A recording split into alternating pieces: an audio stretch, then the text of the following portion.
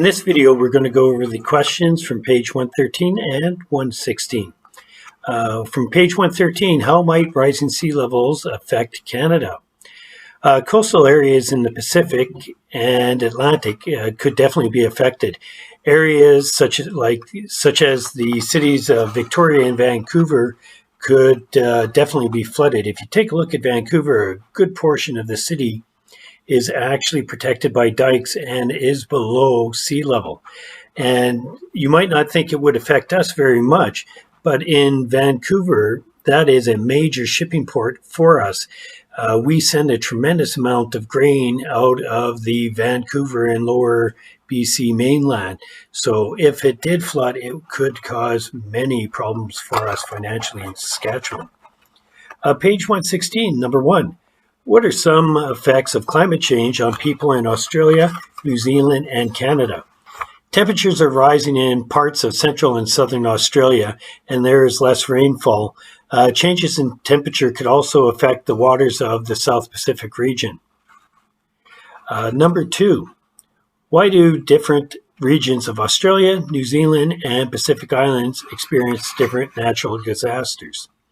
The regions experience different natural disasters because they have different geography. Bushfires would occur in arid climates that have vegetation that are easy to burn. Low-lying areas are flood-prone. Coastal areas are vulnerable to cyclones, storms that form over the ocean and move towards the coast, or tsunamis as well. Question number 3. Compare and contrast the effects of natural disasters on people in Australia, New Zealand, and Canada. Floods in Australia and New Zealand, it affects low-lying areas. Severe floods hit Brisbane, Australia in January of 2011. In Canada, heavy winter snowfall and heavy rain and rapid spring snowmelt can cause floods. In 2010, if you guys remember Miranda's Heritage Fair project from a few years ago, she actually did it on this.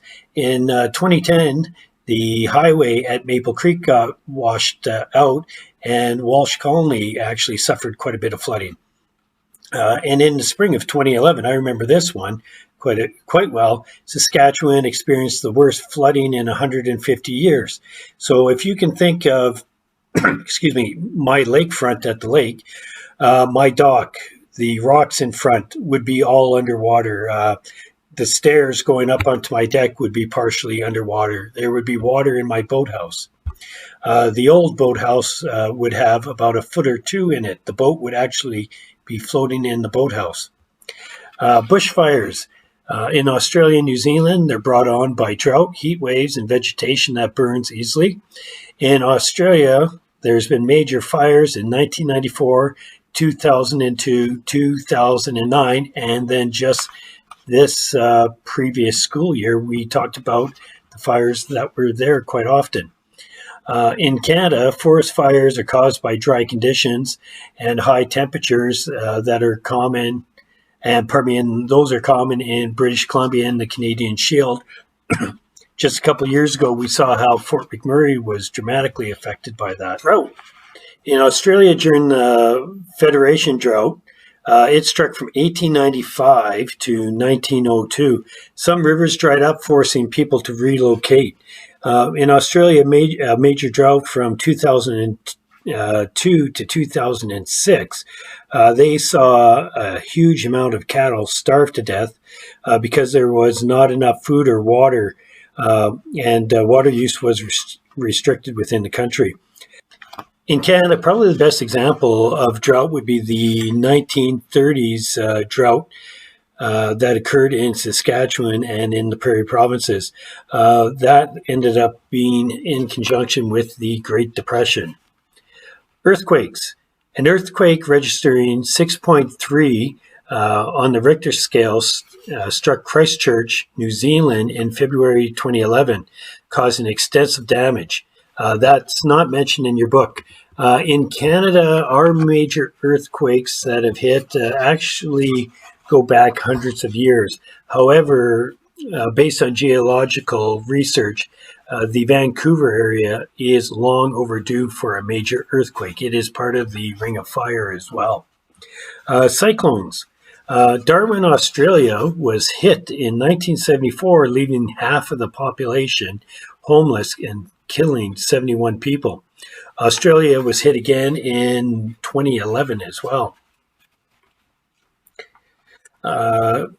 In Canada, I guess you'd have to go back to 2010 when Hurricane Igor hit Newfoundland and Labrador.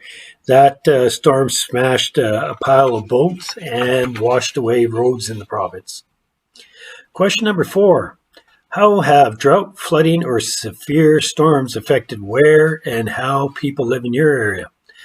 Well, we can definitely in Saskatchewan, we can go back to the 1930s drought again.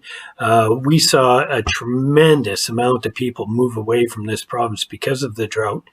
And it devastated the farming industry where we did not have crops and we didn't have feed for our cattle. In other parts of the country as well, flooding has ruined cropland and property. Tornadoes and severe hailstorms have caused major damage in different locations, definitely affecting numerous people.